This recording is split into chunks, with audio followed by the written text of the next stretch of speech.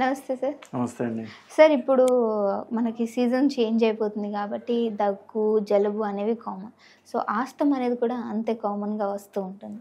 So ఇలాంటి వారికి ఆయుర్వేదిక్‌లో ఏదైనా మంచి హోమ్ రెమెడీతో పాటు అసలు దీన్ని తగ్గించుకునే అవకాశాలు ఉన్నాయంటారా? సో యాక్చువల్‌గా ఇప్పుడు సీజన్ పట్టించి కూడా కమింగ్ ఈ లాస్ట్ ఇంకా హాఫ్ నవంబర్, డిసెంబర్, జనవరిలో కూడా ఆస్తమా అటాక్స్ అనేవి కూడా బాగా పెరుగుతాయి. సో చాలామంది ఇన్హేలర్స్ అవి యూజ్ చేస్తూ ఉంటారు. సో డెఫినెట్లీ వాళ్ళు లైక్ ఆయుర్వేదిక్ ట్రీట్మెంట్స్ కోసం వస్తారు. అంటే ఏంటంటే మనం క్యూర్ చేయొచ్చు ఆయుర్వేదిక్లో. ఎలా అంటే ఇప్పుడు మనం ఒకసారి ట్రీట్మెంట్ సెషన్ ఒకటి చేస్తామండి, లైక్ పంచకర్మ ట్రీట్మెంట్స్ అని ఉంటాయి దానికి. సో అవి చేస్తే కనుక లైక్ కొంతమంది ఏంటంటే ఒక 5 to 6 years హ్యాపీగా ఉన్నారు, ఏం ఎపిసోడ్ లేకుండా. బట్ ఆఫ్టర్ 5 to 6 years మళ్ళీ ఒకసారి సెషన్ చేసి అలా చేయించుకుంటే కనుక డెఫినెట్గా మనకు రిజల్ట్ అనేది ఉంటుందండి. ఓకే. సో దాంతోపాటు మెడిసిన్స్ కూడా చాలా ఎఫెక్టివ్ అండ్ పవర్ఫుల్ మెడిసిన్స్ ఉన్నాయి. అయితే మీరు అన్నట్టు మనకి కామన్గా ఒక రెమెడీ లాగా చెప్పాలి అంటే కనుక వాకుడు చెట్టు అని ఉంటుంది. వాకుడు దాన్ని నేలమూలక అంటారు. అంటే చాలా చిన్న ల్యాండ్ నుంచి చాలా తక్కువ హైట్లో పెరుగుతుంది, ముళ్ళు ఉంటాయి. అండ్ ఇంకా చెప్పాలంటే దానికి మీరు వైలెట్ కలర్ ఫ్లవర్స్ ఉంటాయి, violet colour, purple colour flowers ఉంటాయి, ముళ్ళు ఉంటాయి. సో దానికి కాయలు కూడా వంకాయ, చిన్న వంకాయలాగా ఉంటాయి.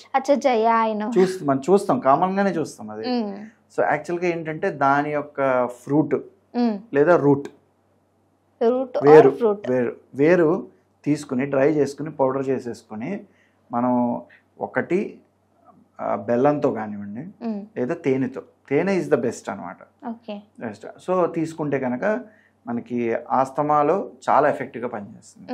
బట్ ఎనీ ఆస్తమా అనేది వాళ్ళకి ఉన్న కండిషన్ మీద సింపుల్ హోమ్ రెమెడీతో కాకుండా కూడా ఒక ప్రిస్క్రైబ్డ్ కోర్స్ లాగా యూజ్ చేస్తే చాలా ఎఫెక్టివ్గా ఉంటుంది. ఓకే. అంటే మొదట్లో సిమ్టమ్స్ని గుర్తుంచుకొని మీరు చెప్పినటువంటి హోమ్ రెమెడీ తోటి యూజ్ చేసినట్లయితే ఎపిసోడ్ అయితే కంట్రోల్ అవుతుంది. అంటే ఆ ఇబ్బంది ఏదైతే పడుతున్నారో అది అవుతుంది. సో అది అయిన తర్వాత డెఫినెట్ గా డాక్టర్ని కన్సల్ట్ చేసి వాళ్ళ సివియారిటీ బట్టి మెడిసినా లేకపోతే సెషన్ అవసరమా, ట్రీట్మెంట్ థెరపీ అవసరమా అనేది డిసైడ్ చేసుకుని చేయొచ్చు. సార్ వీళ్ళు కూడా తీసుకోవాల్సిన ఫుడ్ విషయంలో జాగ్రత్తలు ఏమైనా ఉన్నాయంటారా? డెఫినెట్గా అండి. ఎందుకంటే ఇప్పుడు ఆస్తమా లైక్ ఏంటంటే mainly dependent on food and habits. ఏ మాత్రం అది డిఫరెన్స్ వచ్చినా మనకి అటాక్ అనేది వచ్చేస్తుంది. సో డెఫినెట్గా కోల్డ్ అనేది కంప్లీట్గా అవాయిడ్ చేయాలి. కోల్డ్ ఫుడ్ కానివ్వండి, కోల్డ్ డ్రింక్స్ కానివ్వండి.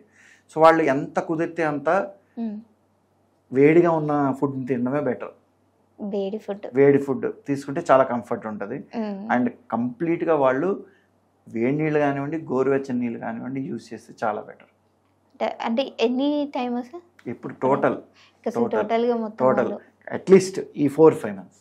ఓకే. అంటే వాతావరణం ఒక అక్టోబర్ నుంచి ఫిబ్రవరి వరకు అనుకోండి బెస్ట్. ఈ అంటే ఇవి మస్ట్ అండ్ షుడ్. మిగిలిన ఇయర్ వాళ్ళ కంఫర్టబుల్ ఒకటి. ఇంకొకటి ఏంటంటే శొంఠి పౌడర్ అండ్ ధనియా పౌడర్ నేను ఒక కాంబినేషన్ వాటర్లో బాయిల్ చేసుకున్నది చెప్పాను. సో అది కూడా వీళ్ళు ఇయర్ మొత్తంలో కూడా దీన్ని యూజ్ చేయడం వల్ల చాలా చేంజెస్ అనేవి వస్తాయి అనమాట. అంటే ఫ్లమ్ క్లియర్ అయ్యి అటాక్స్ అనేవి తగ్గుతాయి. అటాక్స్ అనేవి తగ్గుతాయి.